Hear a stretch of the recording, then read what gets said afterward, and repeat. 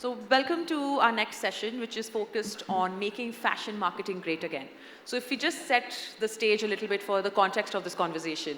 So today we have a vast variety of mixes in terms of marketing that today's CEOs, fashion CEOs are placed with, and you have in front of you a fabulous panel of fashion CEOs from very, very different business models. So we have large-scale businesses with high store footprints and a very strong focus on omni-channel retail. And then we have businesses that are heavily D2C and digitally focused. And then we have businesses that have both a wholesale play and an online play.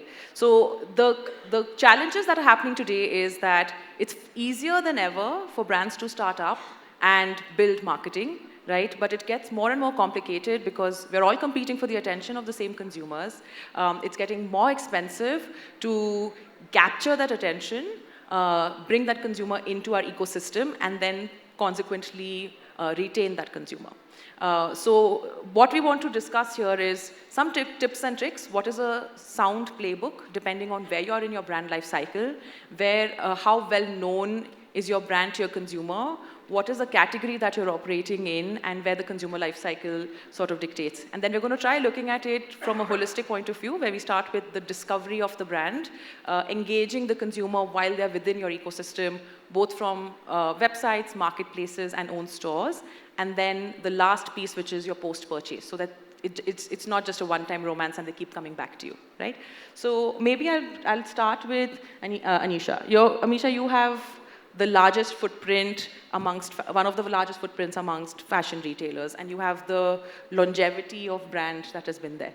So just to give context, 420 stores is where Levi's operates, and then they have a large wholesale business, and also a pretty significant online business, both between direct-to-consumer and their marketplaces, right? So you have a fairly robust mix, not just from a platform point of view, and then consequently, each consumer needs to be targeted differently across these platforms. So how do you make sure that you're reaching, so your brand message and the core of your brand continues to be regardless of how you target and retain that customer?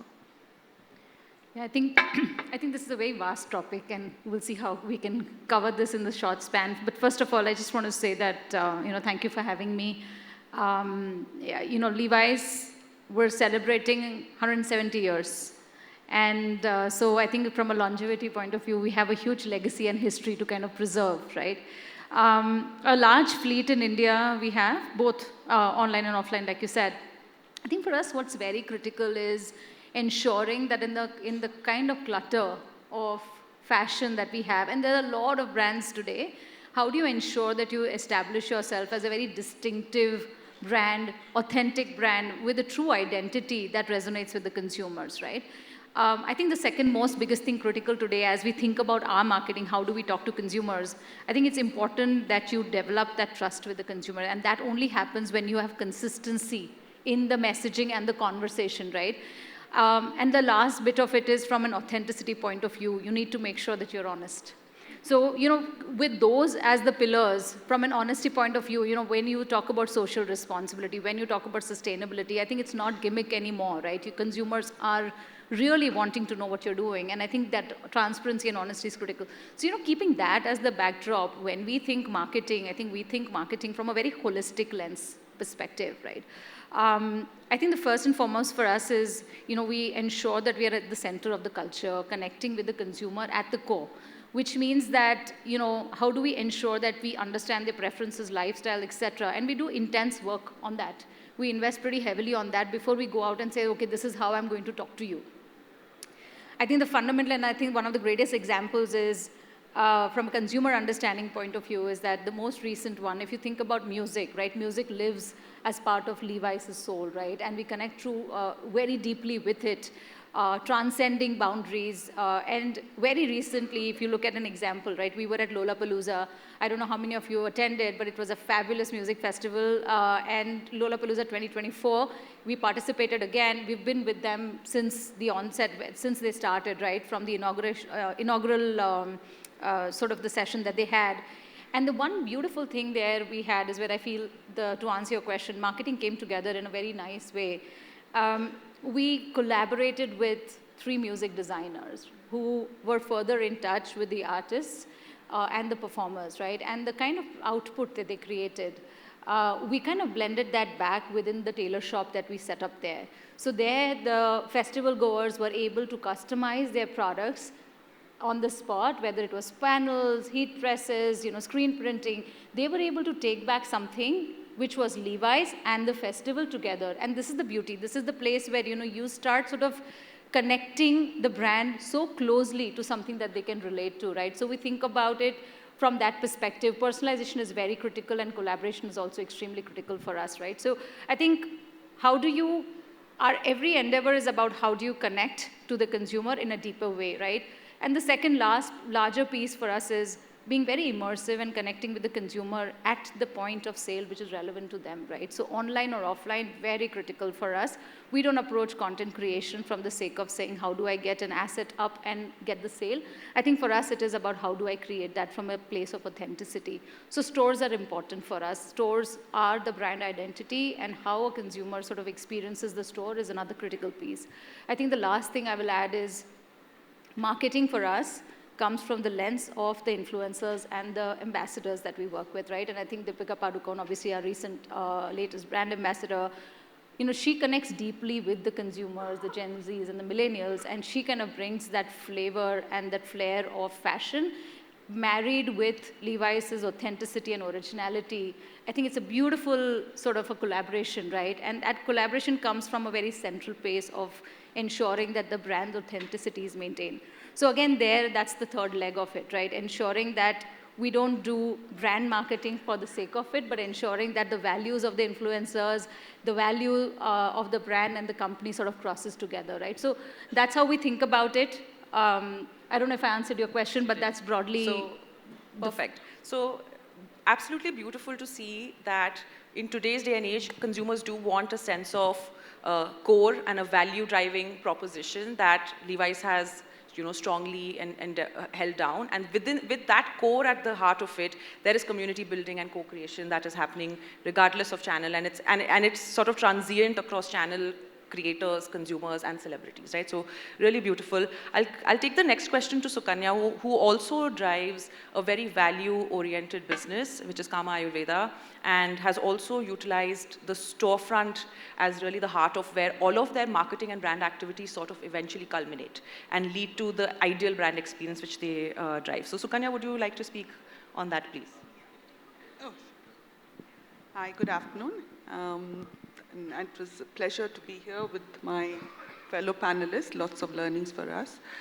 I think I'm the only beauty brand here on this panel, and that also something as niche as Kama Ayurveda, where the name itself that we operate in a very niche area. Kama was started as a young brand by Vivek Sani about 20 years back. And I think it has got great strides in the market where we are today, being one of the brands picked up by the Pooj Group to go global with our stores in UK. And as a brand, it's going to go global very soon with them. What is interesting for Kama, and as a thread that has remained, is when we talk about marketing and influencers, our influencer is the customer.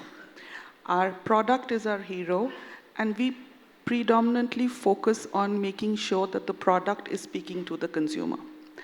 The rest for us is almost like a support or a surround function.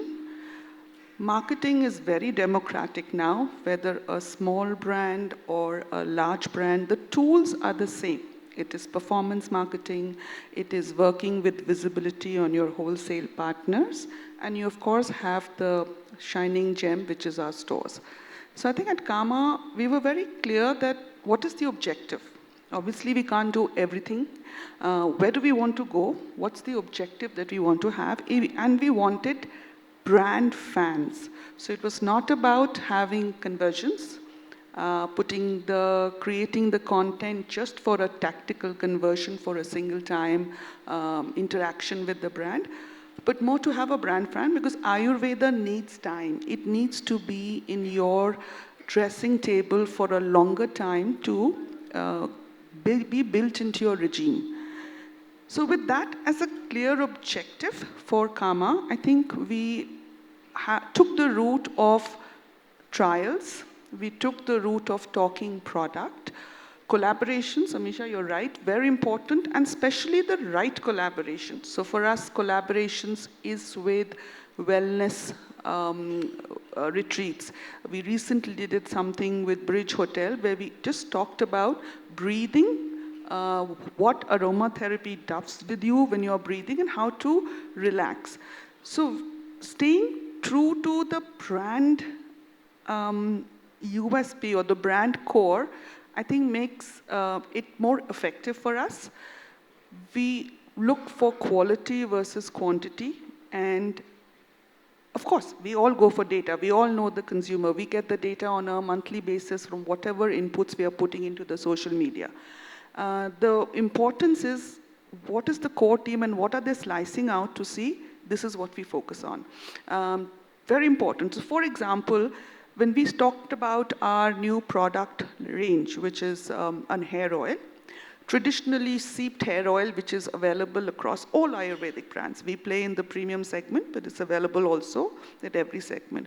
But we broke down the conversation closer to what the customer questions would be. Do you have a certain type of hair? Then your regime becomes different. What is the kind of ingredients that works for that particular type of hair?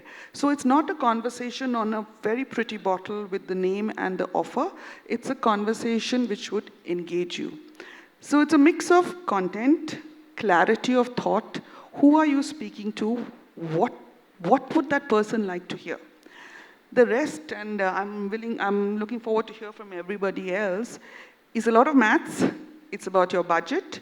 What is your allocation? What is your expectation? The rest, that part of marketing is pure maths. It's the thing that sits on top, which is interesting. And I think that's where we can create differentiation. We can stand out. And one of the things that needs the discipline to stick to the core of your brand. Perfect. So, yeah? Okay. I'm going to take this question now to Nitin. So, I want to take the opportunity to keep recapping some of these conversations because yes, they are specific to the experiences of each of the CEOs, but intrinsically at the end of this, we'd love to build a playbook on what's happening. So we've already heard on the core proposition, being very, very true to that, the whole co-creation, content and community pieces. I want to take this to Nitin, who runs Ace Turtle and two of their flagship brands, Lee and Wrangler. And I want to understand that we are obviously investing very heavily in marketing and brand building activities. How does a very data-centric approach and using analytics really help you to sharpen your focus as a business and to ensure that the consumer experience at the store ultimately after that marketing reflects authentically to what you're trying to put out? Sure. I think for us, just a bit of a background for those who don't know, we started off as a tech company offering our platform as SaaS to largely lifestyle brands, and chunk of our business was mostly coming from fashion, largely India and Singapore. And during the pandemic, we saw an opportunity because our customer success teams will always have those challenges on adoption with the clients.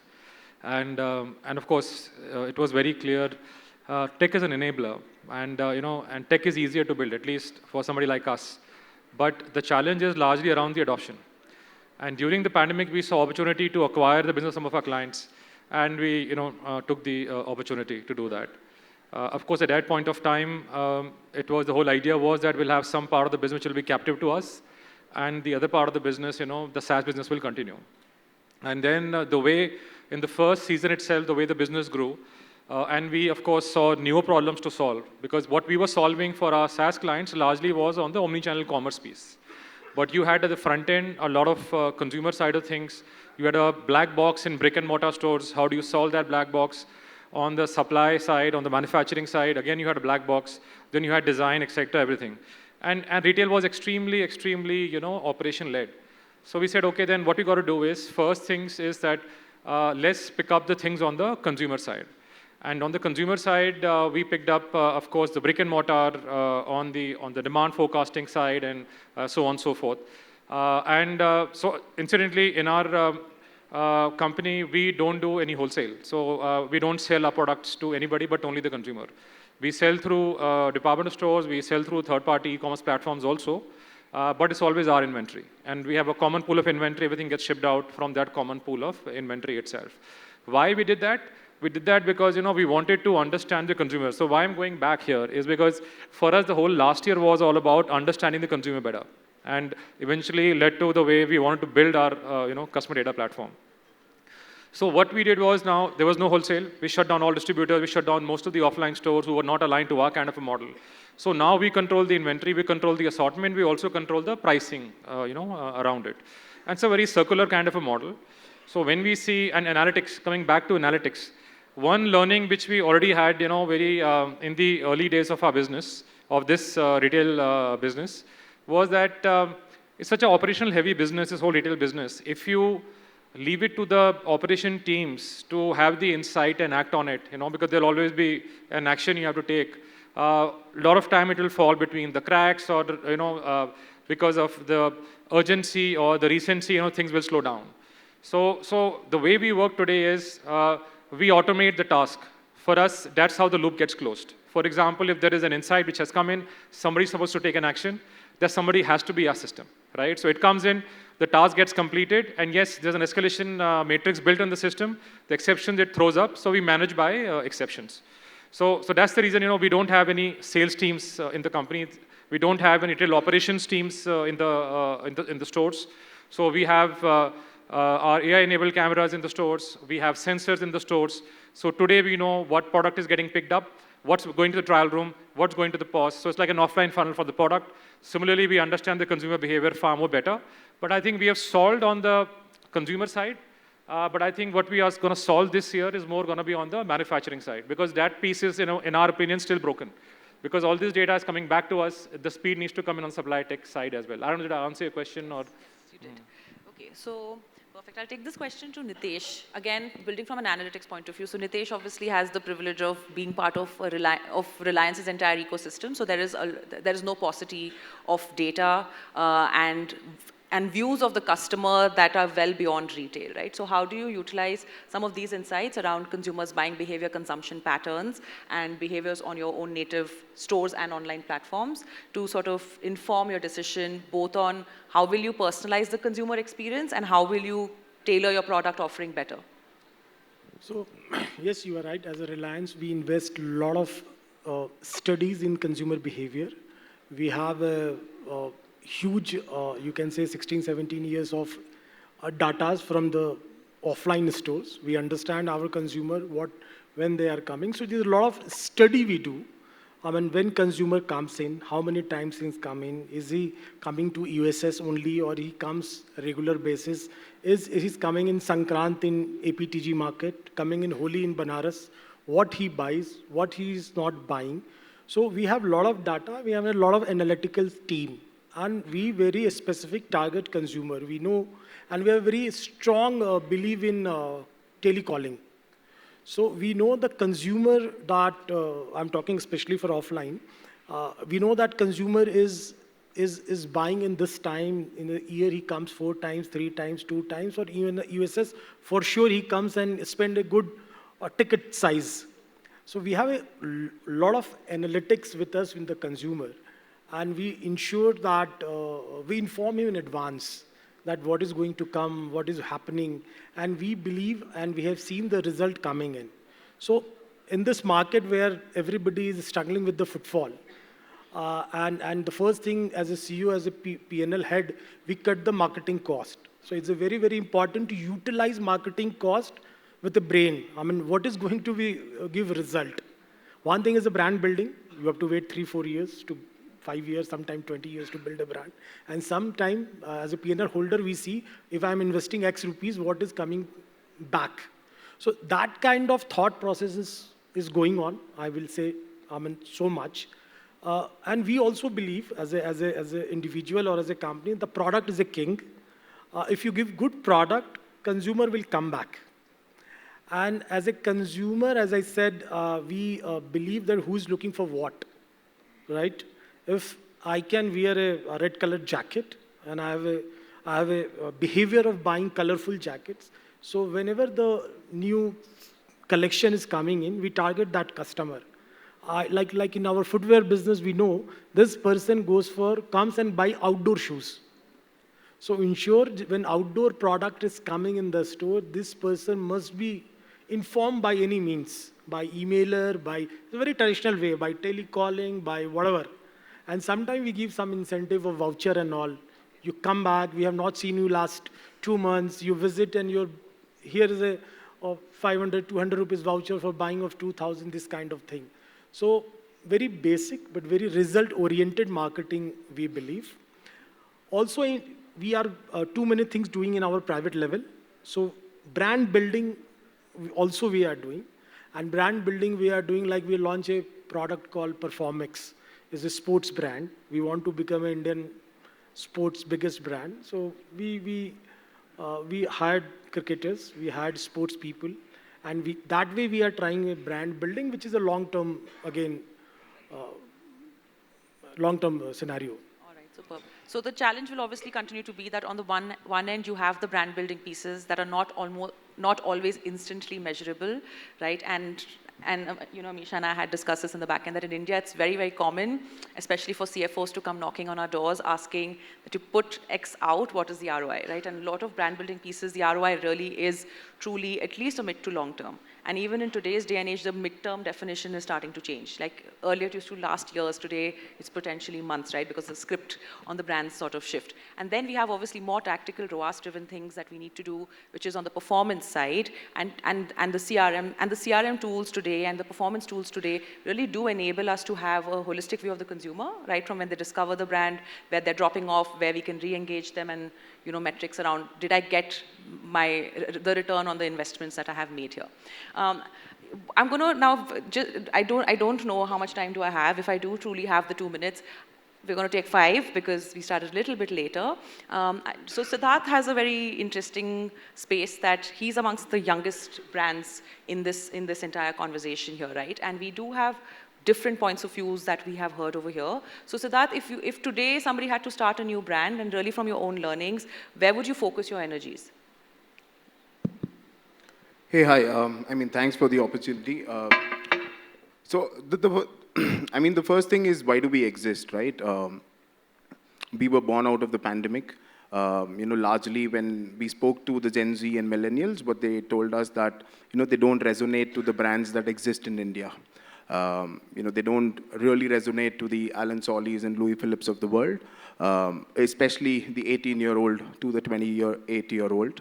And they wanted some sort of freshness, and the obvious options for them were brands like Zara and H&M, which to a few were either unaffordable or inaccessible.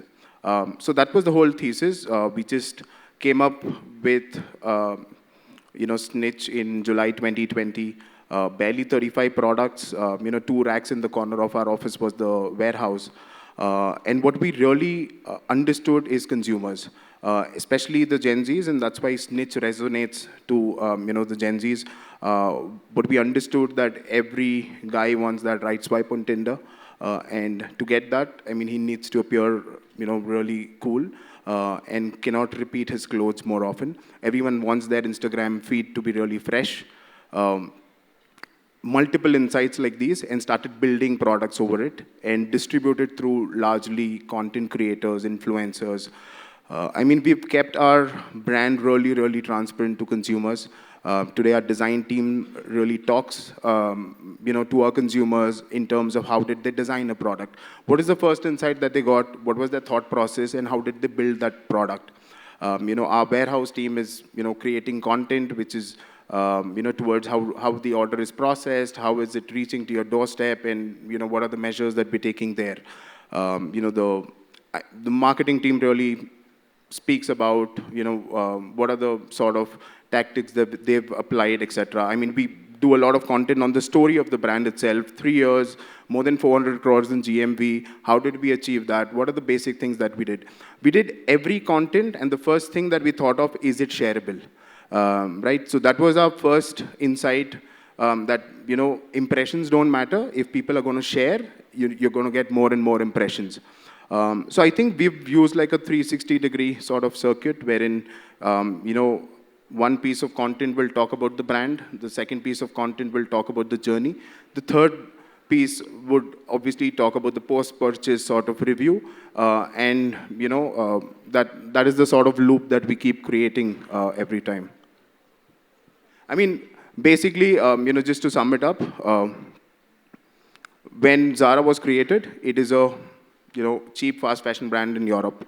But when it came to India, it became a premium fast fashion brand. We want to create the Zara that exists in Europe for India. And I mean, that's the entire thought process. I want to do an open question to the panel and really draw, like a segue from what we just heard, is that if you were to continue to attract a new generation of consumers, which is the Gen Z, and it's obviously been a buzzword now, but the reality is they do consume differently, they do interact with brands differently. So how would you ensure the longevity of what we've been doing so far in building our brands? How do we ensure that it continues to stay relevant for a newer audience that behaves and consumes very differently? It's really an open question since I do have only a minute and a half. I guess I'll take that, and I think I kind of touched upon that in my earlier this thing. But I feel whoever is your audience, I think whoever the consumer is, I think the fundamental truth is that the brand identity and the authenticity of the brand needs to kind of stay. And that's the only thing that will kind of lead to longevity, right? A strong product at the core is probably a very fundamental thing for you to even start thinking marketing. We spoke about this. And I think from a consumer point of view, right, I strongly believe that you need to think, how are you connecting with the consumer, right? And I spoke of Music Fest, but I think there are other things that we do. But how do you really connect to the consumer, their behaviors, their preferences, and how do you go deep within? And that's why we have this term called center of culture, which is true for us in every market, right? We ensure that we understand the local consumer and try to go deeper into what they connect with. And I think that will be absolutely critical, because I feel the way I see this generation now, they want authenticity of the brand, right? They want to see who you really are. They want to be able to trust you. So I feel that's a very critical piece to kind of see that and keep going. I think the one challenge we have as fashion players is that fashion is fleeting. Fashion keeps changing, trends keep changing, and how do you ensure that you personalize things for them will become even more critical, right? So I think our example is we do a tailor shop where the consumers can come and they can tailor it, express themselves. At the same time, collaborators, work with artists, etc., in various ways and forms, and work with them to see how do we. You spoke of influencers earlier, right? I think how do we ensure that we connect with the right type of consumers that further kind of take us closer to the consumer? So I feel some of these pieces are non-negotiables and no-brainers in today's marketing. And I remember about 5 years ago, people used to talk about, nowadays the trend is to go with influencers. Well, it's no longer a trend. It is a reality, right? So some of these things are very basic, and I think that we do, and retargeting that we do, top of the funnel, we always keep it open because we want every audience to come see the brand. Even if they don't resonate with the brand, can we create content for them so that they would at least speak about the brand? So I think there are multiple ways to measure specific. Sort of terms will remain the same. That's like your conversion rate. What is the sort of AOV that you're generating? How do you spike up the AOV? How do you play around with, upselling, cross-selling? Yeah, I mean, largely it is that, unless someone else. So basically, you also watch, if you are a startup company, a startup brand, you see the top of the mind scale, how it is going up. And as he rightly said, that the conversions, if customer is coming on your platform, on your site, how many times he's coming, why he's buying, what he's buying, how to increase their basket size. This is all what we look and we influence sometime to the consumer with a different way.